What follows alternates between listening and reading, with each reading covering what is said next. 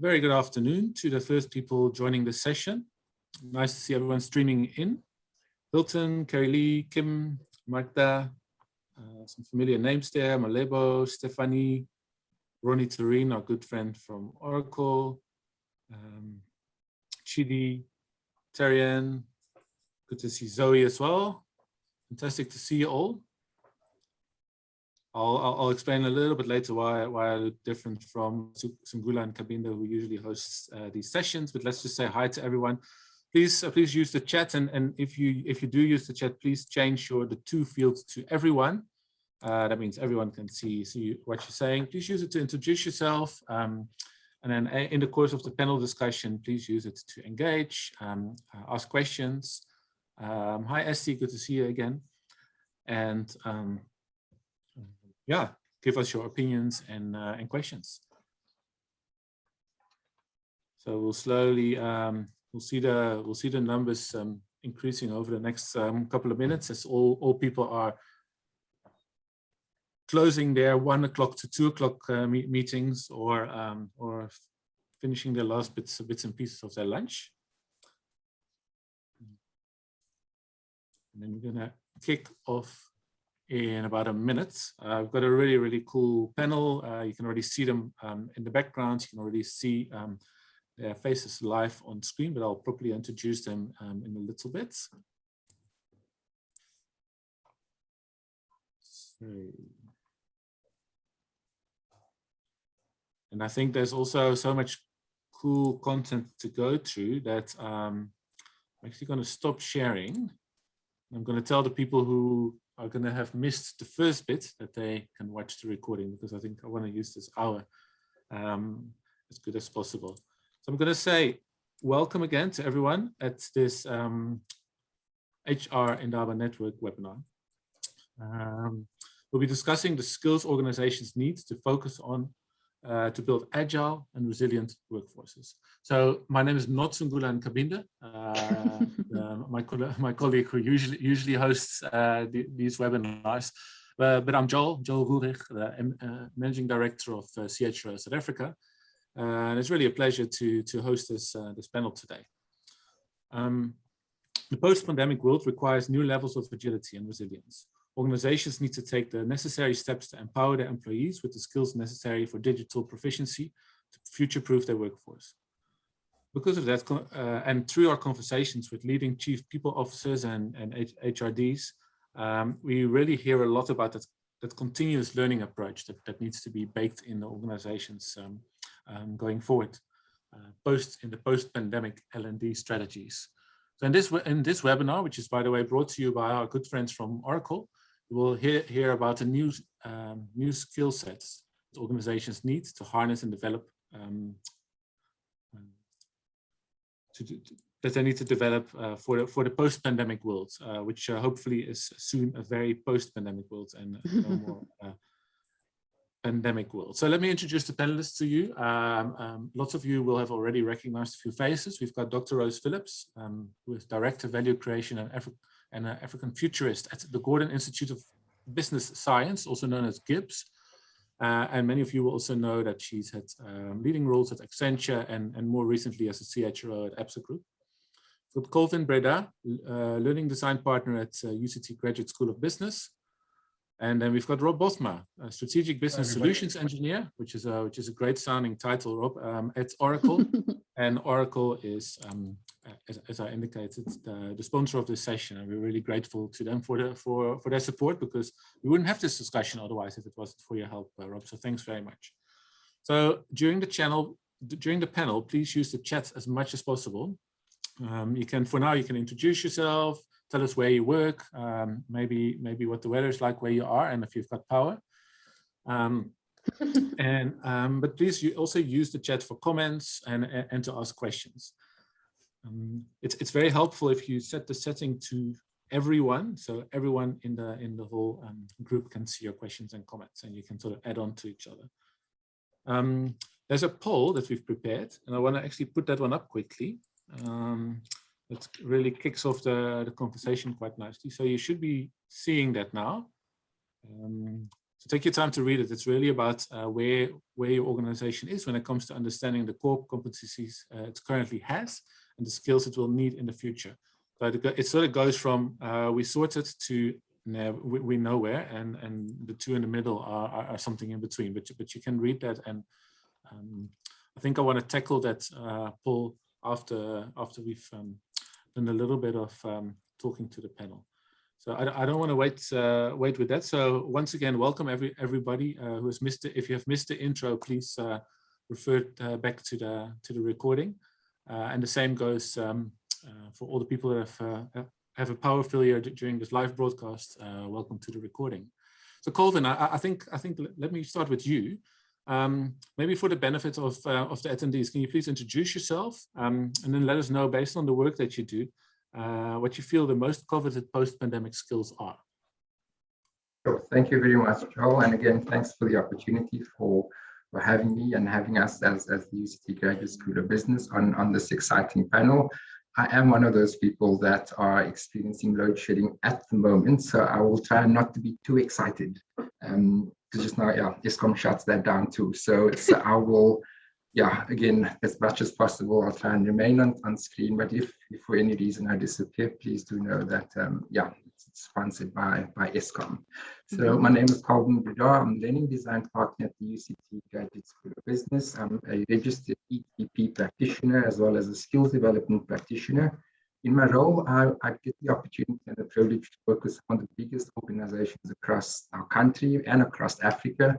And essentially, we are co-creating bespoke learning solutions that are targeted especially at developing managers and leaders within these organizations. I've been in the L&D space for just about over a decade now, working across the private and public sector. I spent quite a bit of time in the financial services sector. I've had the opportunity to also work at an organization called the Rambi Youth Employment Accelerator, where I design behavior change programs aimed at readying youth for employment. And at the GSB, I'm designing behavior change programs aimed at readying leaders for the future. I'm currently finishing my master's in education, focusing on learning and global change, with my research focus being innovative pedagogies and effective blended learning design. Again, so grateful to be here and looking forward to the discussion. Well, fantastic, Colvin. And maybe as we sort of go, speak as closely into your microphone as possible. I think we had a few breakups, and maybe let me just pop that question to you. Post-pandemic skills. What does that mean, and which ones are they? Which ones are the most important ones? Do you want to take that before I go to some of the other panelists? Sure. Thanks, Joel. And please do let me know if it's better if I take out the headset and maybe speak directly into the speaker. So I think for me, just as by means of an opening comment, it's important that we don't only consider what skills we are needing for the future, but how we are teaching those skills to our organizations and ultimately how these skills are being acquired. So the pandemic definitely, and as many of us know on this call, accelerated the future of learning. A lot of it has all of a sudden moved into an online world where we are really almost challenging the well-known tested ways of learning. So the future of L&D will require for us to think about how do we learn digitally, so both asynchronous as well as synchronous in bite-sized pieces or micro pieces or nano learning. But the most important bit for us, what we've realized is that, and again, it's no secret, but that delegates and learners are actively involved in the learning process and not really passively involved. So with that said, and as I kind of move into what those skills for the future is, it's very important just to say that ultimately we are wanting to create agency or self-agency or self-efficacy. And this aligns to the notion of self-directed learning. So ultimately you're wanting an employee within an organization to be self-motivated, self-driven to learn. There's massive investments being made about organizations all across the world. But again, it requires the learner to move towards the learning. So hence that focus on the self-directed piece. So when we talk about the skills for the future and the skills in a post-pandemic environment, and I noticed someone in the chat said, I'm very intrigued by this word post-pandemic, because I think the big question is, are we there already, or are we there yet? Or are we moving towards that space? And the big concept that we need to dissect is the difference between skills and capabilities. So skills is the things we learn and we go and do those things, and capabilities is a little bit more deep-rooted. It's a deep-rooted ability that at some point an individual has an innate way to actually generate an outcome which is a lot more sustainable than kind of just the topping up of skills. As we move into the skills for the future and the skills that we need in post-pandemic, the term that's being thrown around quite a lot is skills taxonomies. And simply what that means is how our organization is structuring their skills by identifying what capabilities the individuals within their organizations currently have, and what is that desired state. So a lot of organizations are doing this through audits, and it will be quite exciting to see the results coming back from the polls. But what the skill sets are essentially, and I'll refer to a McKinsey report where they identify four themes. And the first theme is around cognitive development, cognitive skills, and cognitive capabilities. And here we're talking about critical thinking, communication, mental flexibility, and then also planning and ways of work. It's important to, and again, when we think about the skills of the future, naturally we think about what does the future look like in terms of my current role, but also how our organization will be operating. The second theme is around that interpersonal component, and many people will get to know this maybe as self-leadership, but under this theme sits mobilizing systems, teamwork and effectiveness, but also developing relationships. So we're seeing a massive emphasis on the interpersonal side. Then the third theme is around self-leadership. And I'll share this with you because it is quite an extensive list, but I've chosen the ones that we've seen that's coming out quite a bit in our conversations with current organizations and clients. Under that self-leadership, it's the self-awareness and self-management. And this has probably been really blown up over the past few months, especially around mental wellness and the ability for an individual to self-regulate, to say when it's time to switch on, when it's time to switch off. And obviously working from home makes that also much more challenging. Another skill for the future post-pandemic that's come up is entrepreneurship. And again, if you think about the mindset that an entrepreneur adopts, within an organization, they often call it entrepreneurship. So it's the idea that how do I treat the business as my own and show up in a way then that allows me to be effective and competent in my role. And then also under the self-leadership is goals and achievement. So the ability, again, for that ownership and decisiveness, but to almost come into full play. Then last but not least, and this is what we've been speaking about, I think, the most, which is that digital theme and the digital component. So it's digital fluency and citizenship. And again, it's underestimated that when people say digital literacy, data literacy, it's important to almost distinguish between digital literacy as the ability to work Zoom, some of the digital apps that we've needed to quickly kind of almost upskill ourselves in. But the data literacy is an important one because it centers around data, the ability to interpret data, the ability to analyze, but also the ability to use data to inform decision making. So in a nutshell, Joel, that's the four themes that has stood out almost quite strongly and bold. And as I said, if anyone would like to research a little bit more, they can refer to the McKinsey report. I'm happy also just to share it with everyone on the call. Yeah, thanks, Colvin. Everyone who presents a top four to me always brings all these questions in my mind, and I want to interrogate all four of them. And how about and so hopefully we'll have a bit more time for that further into this webinar. But I want to go to Dr. Roze Phillips. I'm sure most people here will know who you are, but if you don't mind explaining to people what you're now doing at Gibbs, I think they'll be quite instructive. And then maybe you can zoom in on how you believe the pandemic has changed organizations, or should have changed organizations' approach to learning and talent management. Hi, Joel. Hello, everyone. It's interesting how you say everybody should know who I am. My mother doesn't, so I'm quite surprised that people do. Please send me a note and tell me what you think I do. But as you've said already, I have 20 years of experience in consulting, and then I spent 2 years as the Chief People Officer for ABSA Group. And now I'm at Gibbs. And why am I at Gibbs? Because learning, unlearning, relearning is something for me that is so, so important. But probably even more important, it's the learning, unlearning, and relearning of leaders. Yes, your entire employee population need to learn new skills. We need to upskill, we need to reskill our employees. Certainly, that was my experience at ABSA. All 40,000 people need to reskill in this new world that we are living in, that Colvin so eloquently painted for us in terms of what those skills are. So I learned that is very important. But I also learned, having been an executive at the boardroom table at ABSA, that unless the leaders who hold the budgets, who make the decisions, unless they embrace relearning, unless they embrace upskilling, unless they really think about their own digital skills, we as a society, our organizations are not going to change. So I directed my journey towards where will I find a place where learning is at the center. And it's Gibbs, right, at Gordon Institute of Business Science, business school associated with the University of Pretoria. And my role is the head of value creation. And it's really about helping Gibbs provide the impact, the access, and the inclusion for as many people as possible to learn the new skills that are needed, especially the leaders of South Africa and the continent.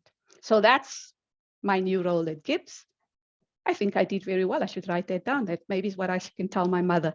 So in terms of this, what has the post-pandemic, or what has the pandemic taught us about what we should do, especially around leadership? I think a lot of us talk about digital, right? We also say that those people that were digitally accelerated had, for example, access to Teams, etc. When you had all the digital skills, in fact, it was much easier to transition to working from home, to having autonomous teams, to having people know what they need to do instead of waiting for instructions, because you had the facilities and you had the technology and you had all of that access.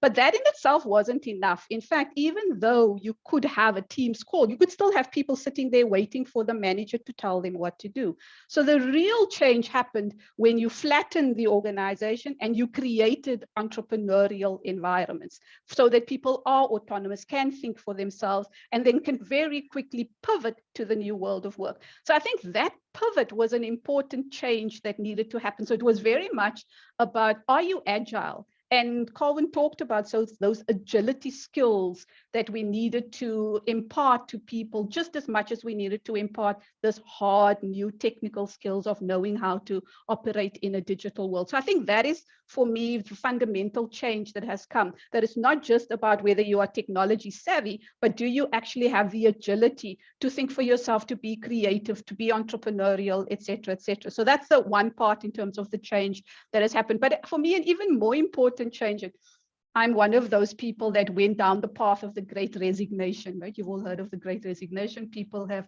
taken the year off to find themselves. I'm sitting at Gibbs now, but I have a little bit more time to just think about what my next steps are for my career.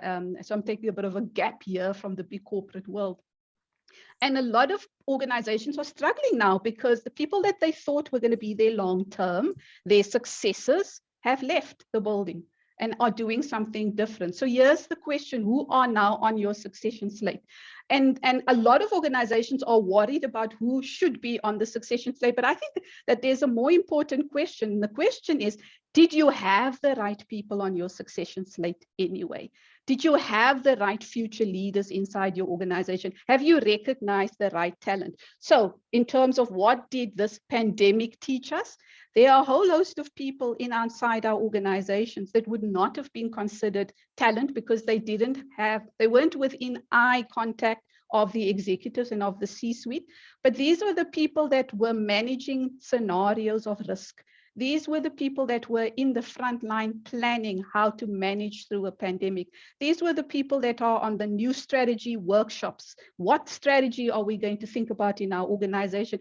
These are the people that have demonstrated the leadership skills to manage in a complex, ambiguous, uncertain, volatile world. And you asked the question about what are we doing about our competency frameworks in that poll. So I'm going to put it out to everybody on this call. If our competency frameworks have not adapted themselves to start thinking about who the real skill is inside of our organization, the people who learned transformational skills through a scenario that almost happens only once in your lifetime, this learning experience, if you didn't pick these people up now, you will never pick them up. And you're not going to pick them up purely by asking about technical skills. You're going to pick them up because you recognize the importance of people agility, the importance of change agility, the importance of results agility, and the importance of mental agility. And the people that were on the front line managing your risk, managing your new scenarios, managing your strategy going forward, or helping you plan to do that because they had to, are the people that should be on your succession slates now, and are the people that you should be putting through your new competency framework so that you develop the leaders of the future. Thanks so much, Dr. Roze. And I think you mentioned the poll, so I immediately went to check at how that's going. So I think let's actually share the results. I hope I do this correctly, but you should all see the results now. And it's 35% saying we have a comprehensive competency framework, which is a third, by the way, and the rest is 2/3. So there's a million ways to interpret data. We can talk about that a little bit later with Colvin, I think. Yes. But it's quite telling that 2/3 says there's work to be done here, of which 18% says we are basically nowhere at the moment when it comes to really knowing what skills we need in the future. So I think we've got and then measuring, and not just what the skills are, but actually that's why we asked the question about the competency framework, because it's not about knowing what skills you want, but are you measuring those skills, and are you allowing through your competency framework for the organization to recognize those skills so that these are the people that are your future leaders, and they come off a succession slate and they actually do get the roles of leadership in the future. Absolutely, and I hear you say measuring. I heard Colvin say digital fluency and citizenship.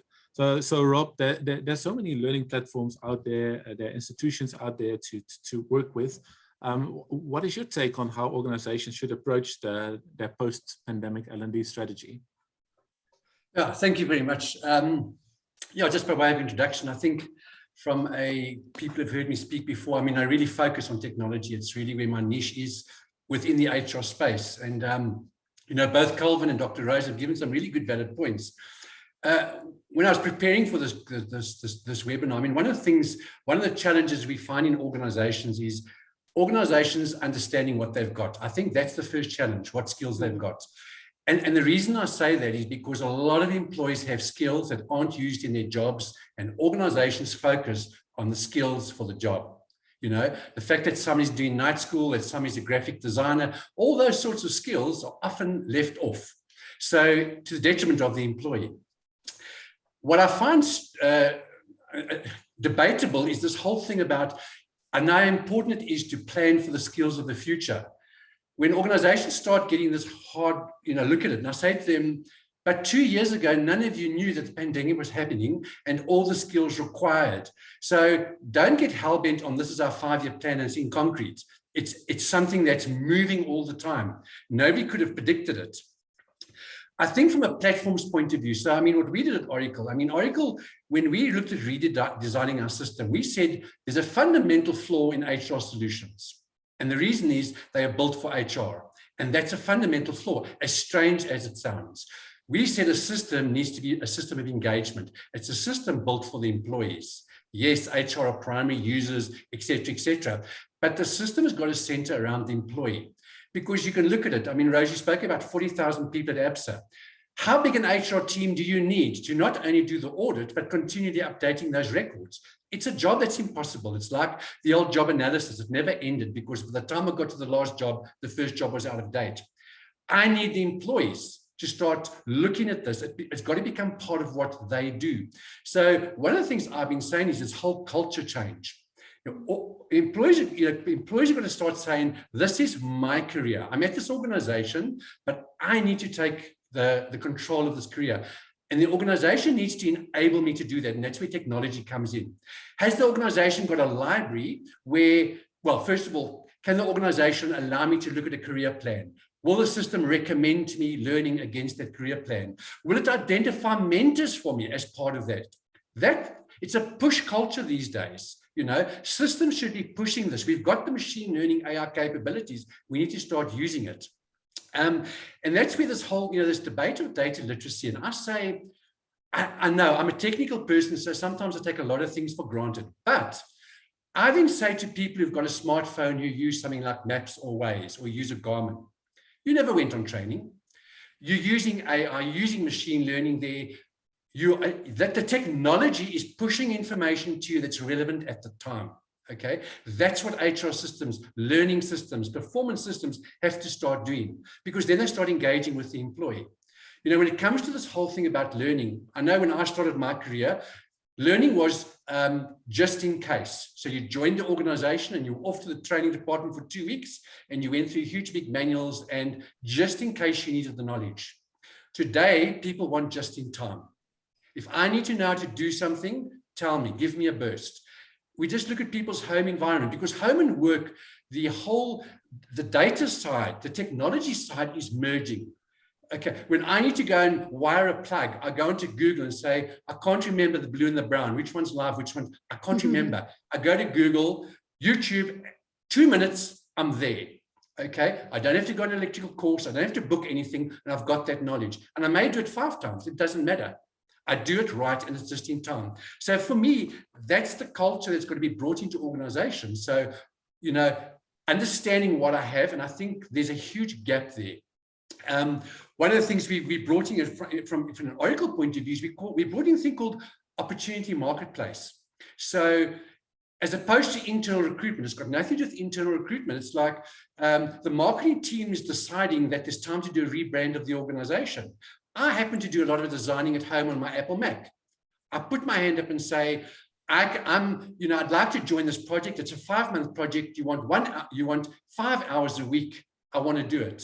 What does that enable me as an employee? Extend my network in the organization, get credibility from other managers, experience working with other teams, and, in my internal career, have another success that's not necessarily linked to the job I'm currently doing.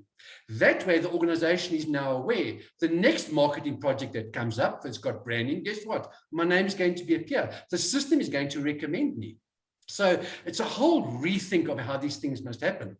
I think with pandemic and the virtual environment, in some ways, forced it, because people have had to do a lot of things on their own. They've just had to do it on their own. So you're sort of forced to go and do that. So it's really, it's critical. And I think Roze mentioned the challenge you face with upskilling and reskilling. Again, if I look at the Oracle context, we're 140,000 employees, okay? Oracle, I've got mandatory training I have to do once a year, but it takes me a week and I'm done. If I never do another day's training in a year, they don't care. Okay, if I do 1 day's training a week, good for me, because guess what? That's the information they're looking at when they're looking at promotions, transfers, succession planning. It's up to me. So that's a culture. When you join Oracle, you have to go and say quickly, hold on, my manager's not going to train me. I'm going to train myself. I can enroll for any course. I can do any course. I can be assessed. And I think in the organizations, it's a culture change that has to happen. Is this ownership needs to move. We always talk, HR are the custodians. They set their, they create the playing field. The managers are the guiders and the employees are the players. And this is something that's got to happen in organizations in order for them to be successful. And I mean, if you look at the definition of being agile and resilient, you've got to have those types of people in your organization. You can't have people sitting back waiting. I'm sitting at home now, waiting for my manager to phone me to tell me what to do. Nothing will happen. Let's be honest. So and to me, technology, it must now become an enabler, as opposed to I dread logging onto the system because it's such a laborious administrative task. So I think it can play a big role in organizations' lives. And I think the technology must be as simple as your mobile device. I shouldn't really need training. It should be so intuitive that I may go down the wrong path, but I come back and go down the right path with my own intuition. And that's going to play a big role.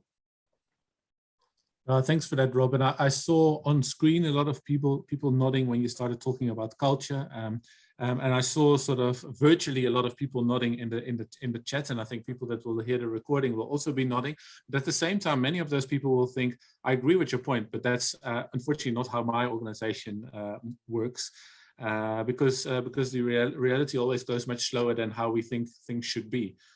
So maybe I just want to touch on that, stay with culture for a little bit and ask Dr. Roze and Colvin, and maybe after that you as well, Rob, just for the HR people that are listening to this, what sort of contribution can you have as an HR leader, as an HR team member, to shift that culture to where it needs to go in the L&D space? So if I can start with you, Dr. Roze.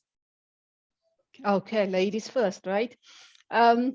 Yeah, I love what Rob is talking about in terms of culture, because it's absolutely right. When you can learn anywhere, everywhere, at any time, at any pace, you could end up learning nowhere.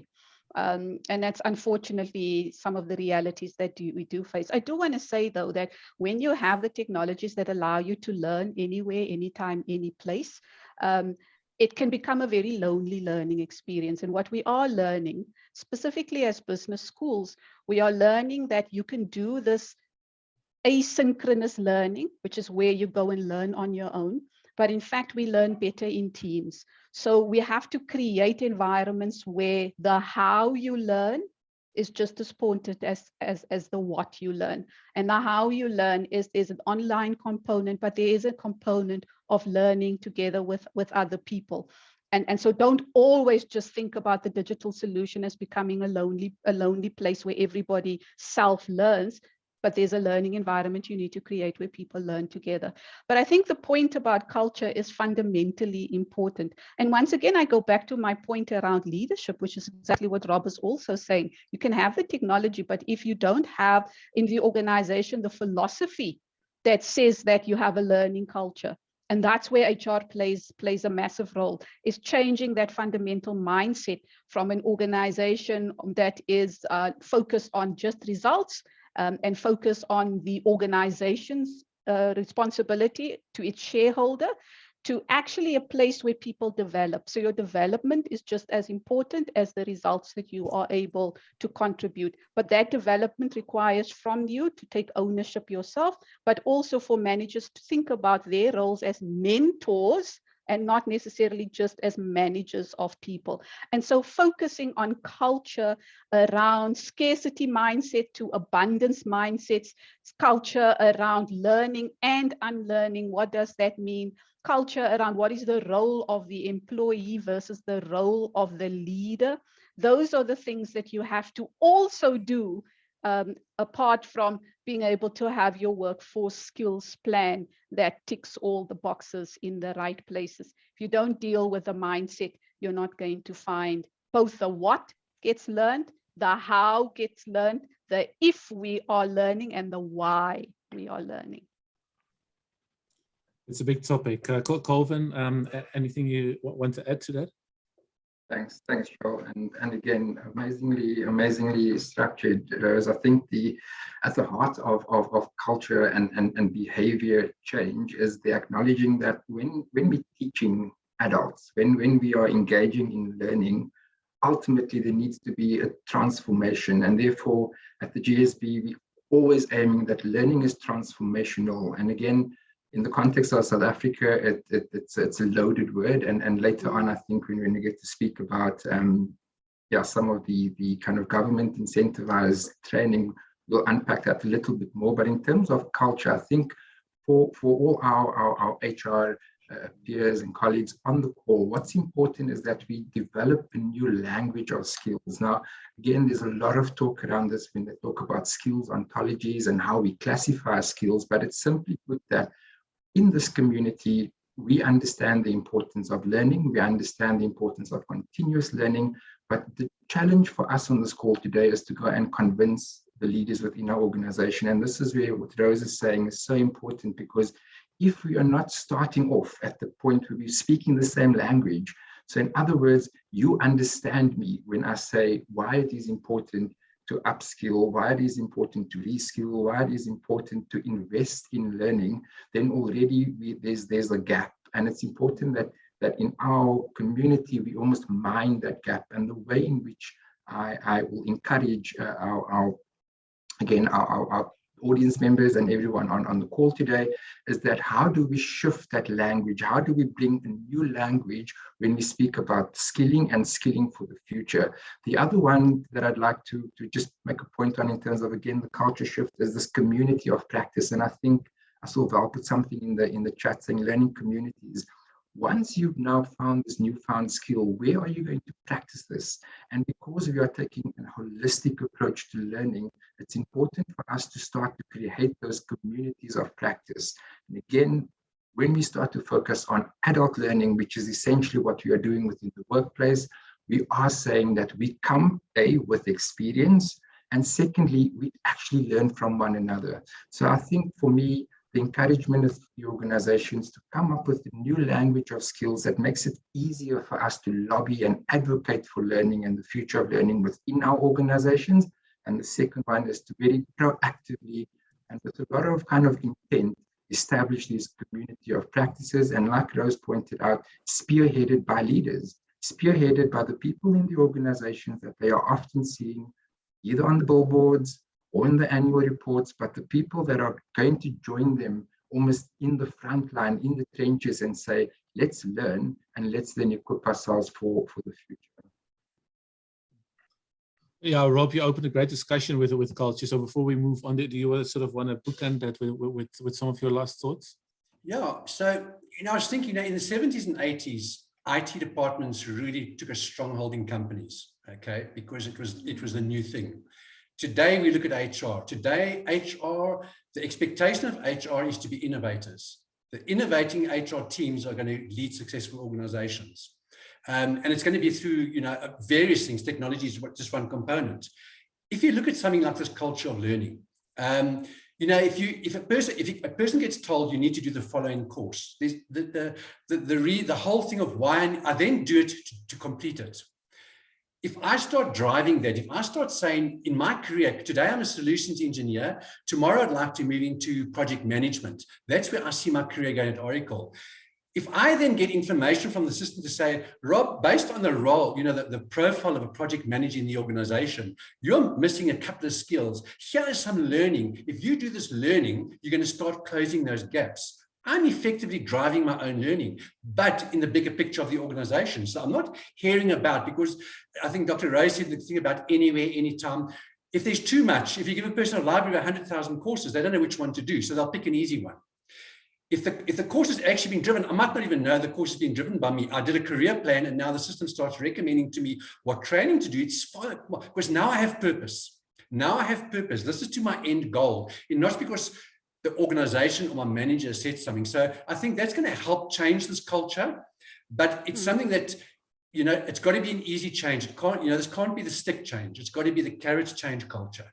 People got to see why I'm doing it, as opposed to, do it because you're told to do it. But, the technology and all the enablers are there. I think organizations and HR teams, and we know, big vendors have all gone, we've all gone to the cloud. Why have we gone to cloud solutions? Because innovation becomes it's quick turnaround. Every 3 months I get new innovations. The old systems, it was every 2 years. So there's a big turnaround in that. So organizations can take advantage of that. It's around the executive recognizing this opportunity they've got and giving HR those reins. We spoke about HR getting their seat at the board table for many years. They can go and grab the chair, never mind the seat at this point in time, because that is the importance of it. Because in the end, without people, an organization, it's just an idea. Without the people, it's just an idea, and they need their people. And this whole quick turnaround, upskill, reskill is going to be more and more prominent as this new world of work evolves, because there's no post-pandemic, it's just post. The pandemics, the virus is here to stay. It's how we deal with it. It's not going away. It's just how we deal with it. Yeah, no, it seems a lot of HR leaders have been pulled very swiftly into the boardrooms during the last 18 months, and they some of them were wondering if this is what they wished for, I think. And also, let's just be clear, HR is not human resources, right? It's human reimagined. There you go. They heard it here first. I really don't like the resources part of HR. You need to, every time I hear it, I go, that. Yeah. Yes, please. Yeah. You heard it here first. Yeah, well, you know, you say that, Roze, just to digress here. I mean, Yeah. I wrote quite a few articles about this, employees are our greatest assets. And, Yeah. I basically likened that to, but an asset is a vacuum cleaner. And when it gets to end of life, you throw it away. Yes. I'm not an asset. I'm a person. I have a lot of other things. Don't call me an asset. It's actually an insult. So same point what you're making. Yeah, that's the concept of a resource, right? It's a resource to exploit. That's not the way you should be thinking about it. Which is, I mean, I love the world that we are in now because we are questioning those things, which is great. Great. Yeah. Thanks, Rob. The time of employees as vacuum cleaners is hopefully behind assets. us. Both assets. And yeah, just to all the attendees, please also pop in with your questions. This is the opportunity. We've got 3 super experts here, so please bring it. We've got a couple of other angles on the topic. I want to talk about ESG in a bit, but Colvin, in the preparation for this call, you mentioned that the framework of government-funded training and development incentives actually complicates the manner in which organizations currently approach L&D. So maybe you can just elaborate on that a little bit. Thanks, Joel, and I'll try my best to keep it light. And the reason I say light, because I think one of the challenges is that the Skills Development Act and the National Development Plan at the spearhead of this is transformation and the transformation agenda within our country. But if you lift the lid, there's a lot of technical jargon. There's a lot of complex legacy frameworks that we are saying we need to drag this with us into the future. And as it's already hard enough for us to kind of be competent in an ambiguous future, imagine doing so carrying a heavy backpack. So I think that's the first point. The second point is around the word incentive. So when you think about what an incentive is meant to be, it's the saying that someone is not maybe doing what they were meant to do, or they're not doing enough of it. So let's incentivize them. And that drives the incorrect behavior when we think about skilling for the future. So the drivers around largely the skills development is the BE and it's the skills development scorecard. The question we are needing to ask is, are the funding mechanisms and pockets aligned to the skills of the future? So the first challenge is that there is not enough collaboration across the value chain. So if you think about the skills development landscape, you've got the organization or the employer, you've got the learner or the employee, you've got the training provider, you've got seekers, you've got the verification agents. So it's quite a lot of role players. And what we've noticed is that when we're talking to one another are different touch points. So we're not all coming together and actually saying, what is the intention around a particular skills drive or skills initiative? The other bit is that the funding frameworks places a lot of emphasis on the way in which programs are structured. Roze mentioned it, Rob said it. We are needing to learn in an agile way, just in time, flexible, synchronous, asynchronous, and the complexion often of these programs are very rigid. So there's not a lot of room for movement before you start moving into the place where you no longer qualify for the incentive. So now you're finding that organizations are more driven by what are we going to get out of it than what are we willing to give. And then just to touch on Rob's point, the incentive is largely for the organization, not the individual. And the future of learning is centered around the learner. It's learner-centric, it's learner-centered. We need learners to have that agency. We need learners to want to learn. And I think, again, it's a more sustainable approach to what we are calling this whole kind of continuous learning or lifelong learning ambition that even for all of us on the call, we are needing to almost lead to the call. And if you're thinking about the large sums of investment that we are using within these government-funded initiatives, We are saying that every time you want someone to learn, you've got to put your hand in your pocket and actually invest some money. When we are saying, how do we set up these fund or these programs for the future, it's important that incentives are focused, as I said, not only just on the organization, but also on the individuals. Then the last bit, I think, around this is just simply saying that, again, the rigidity, the legacy of what it is that ultimately some of these skill development initiatives are meant to redress. We acknowledge it. We say that transformation, diversity, and inclusion is massive, but we need to ask ourselves, is that the right vehicle? If we are wanting to launch into space, are we going with the spaceship, or are we in fact going with, I want to maybe say, a ship or bus? And that ability to question, I think, is also what Roze mentioned. We are there now. We are in this prime position to ask the difficult questions and ultimately say what is needed in the future, and are we geared to achieve that in a post-pandemic world. Thanks, Colvin, for bringing in that angle, and also I think I spoke about it. Wanted to touch on ESG and maybe go to you, Roze, because this is now something. If you speak with any business leader, any board at the moment, either they're very busy with changing some things because of ESG, or they're busy trying to figure out what ESG means for them. So when it comes to L&D, how and why is this relevant?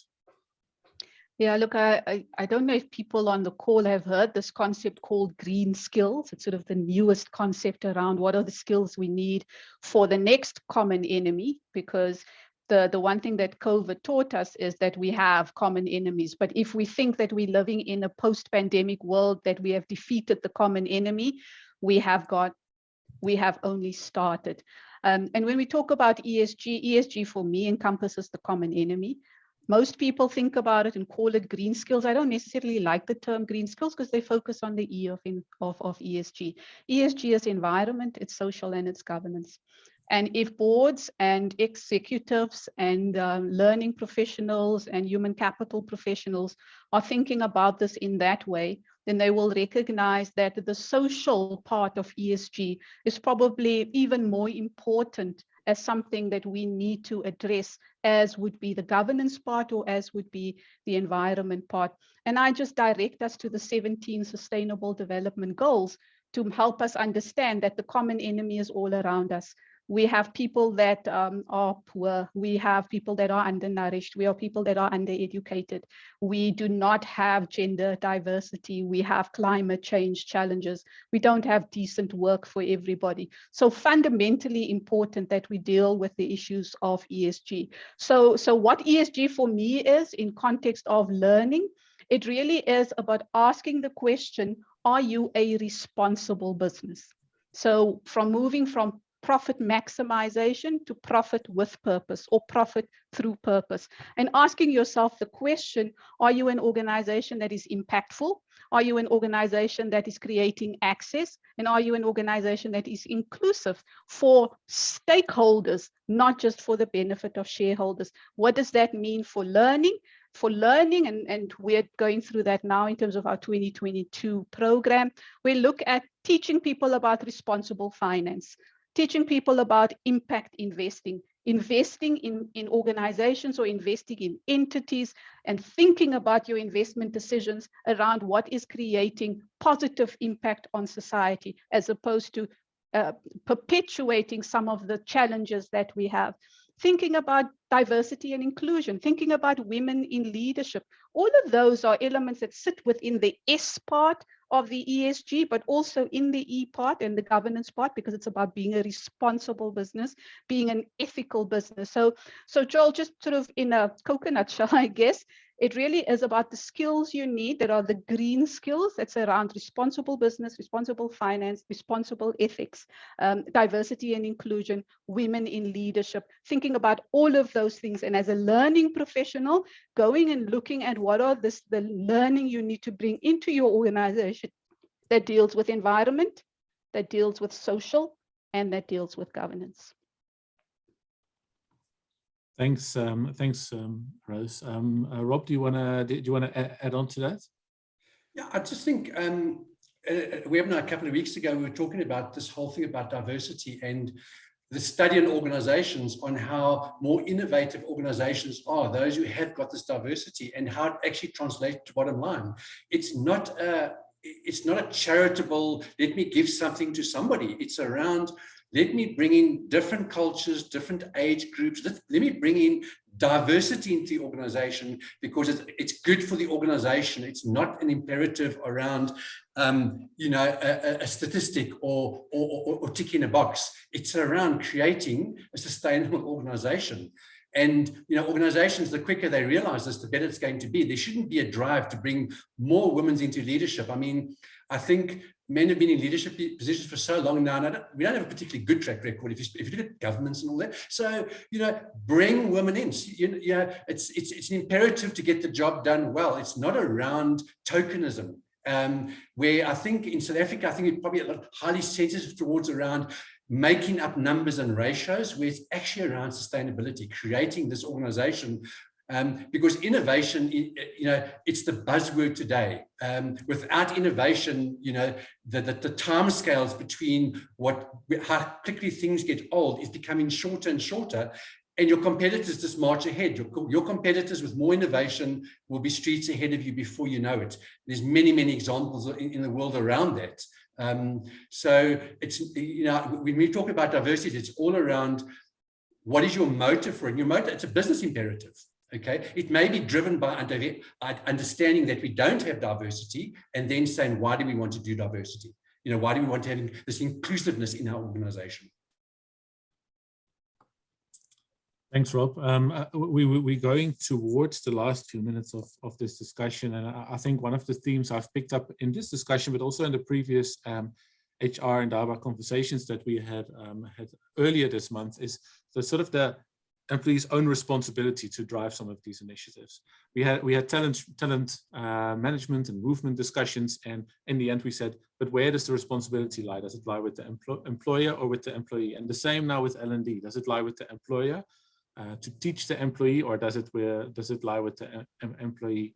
And then I really enjoyed Dr. Roze's caveat saying, like, listen, we mustn't force our employees to become that person in the corner with their app and trying to learn all their things in the digital world, while forgetting they're part of a bigger thing, and that the teams are sometimes the best way to learn. So I thought, against that context, maybe just a few last thoughts from everyone, starting with you, Colvin.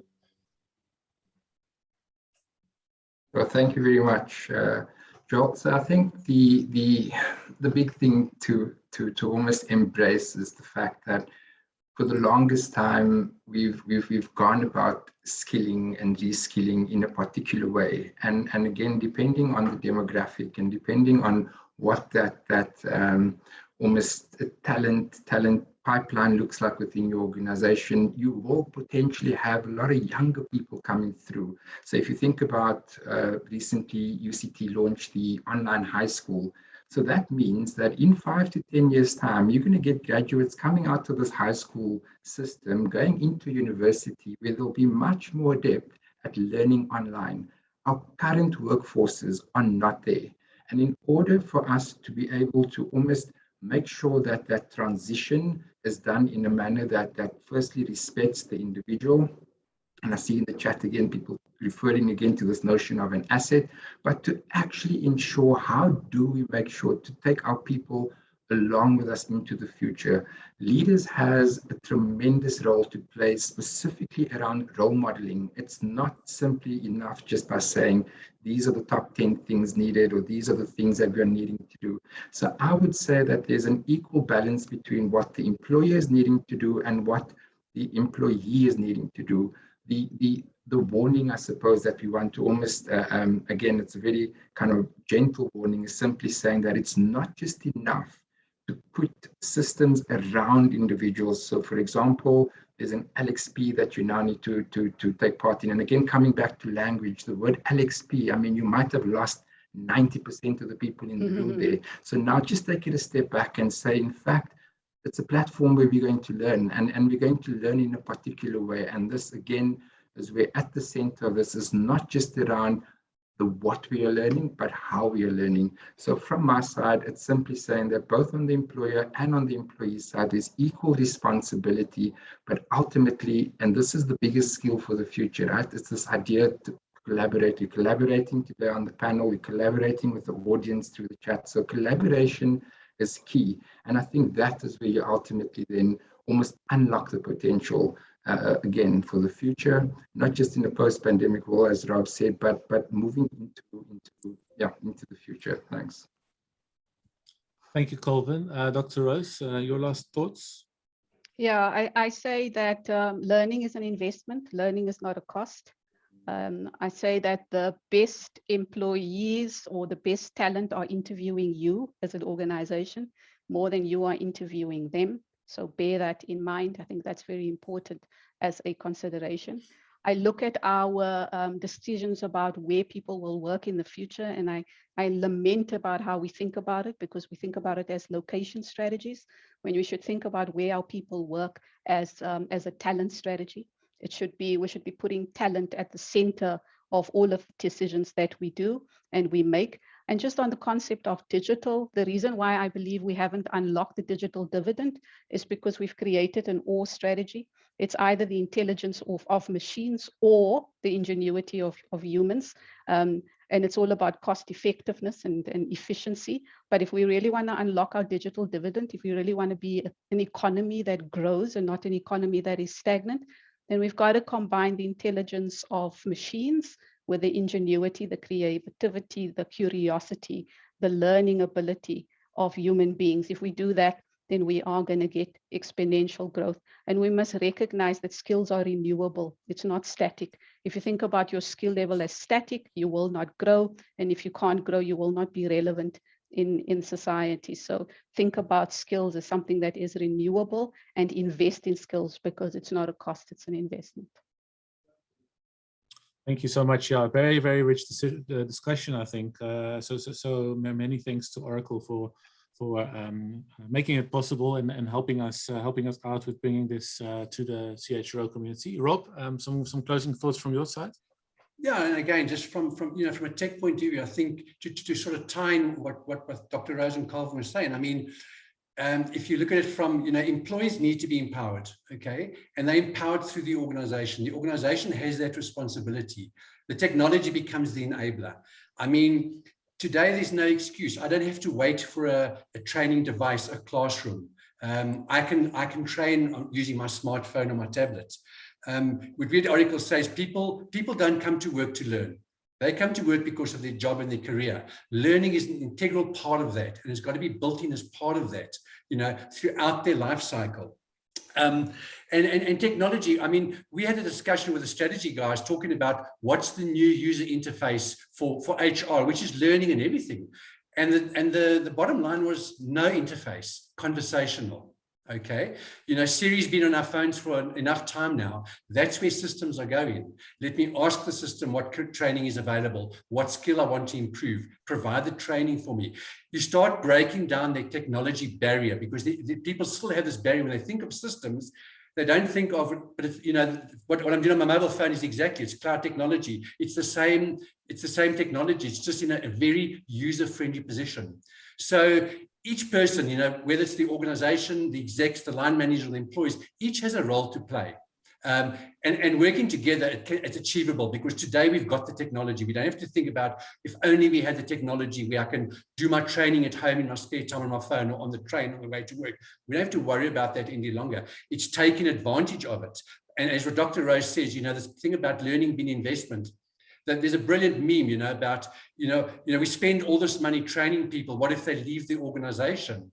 And the learning manager's response is, what if they don't? Okay, what is the cost of having people with old, out-of-date skills? Because we know the shelf life of skills is drastically reduced these days. So organizations need to look at learning in this context. What's the cost if I don't provide learning to my employees? Thank you very much, Rob Bothma, Colvin Breda, Dr. Roze Phillips. It's been a fantastic session. Our community has let us know that the next meeting is at 3 o'clock, so everyone is ready to jump off, but they've all stayed with us right until now. So thanks very much to the attendees as well, and to Oracle for making the session possible. This is the one where we were. So thanks again to everyone involved. In a couple of weeks' time, we have another webinar, and it's around diversity and inclusion. We already spoke about it a little bit, brought to you by Workday, which is also a technology company. So once again, thanks everyone. I look forward to seeing you guys all soon, and have a great day further. That's all.